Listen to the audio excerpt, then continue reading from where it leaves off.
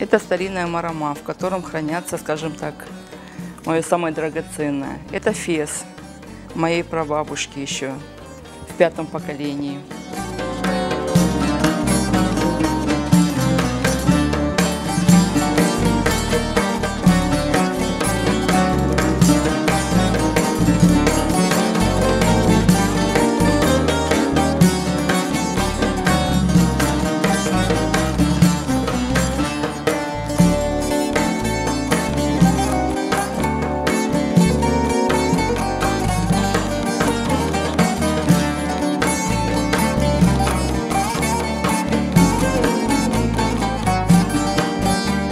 Это мне досталось в 5-м поколении от моей бабушки Фериде Хартана.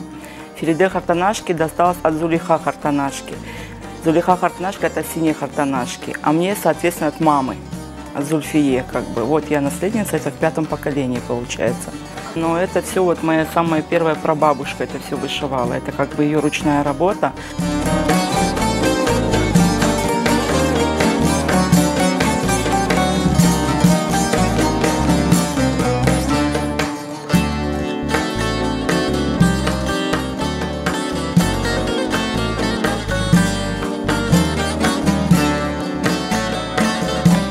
Даже орнаменты передалось нам по наследству. Даже бабушка шила мои юрганы и использовала эти орнаменты.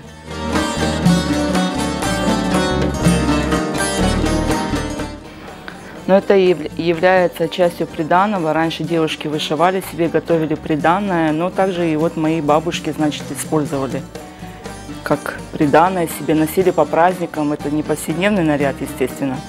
Сейчас я тоже хочу это отреставрировать, скажем так, носить, чтобы оно не лежало.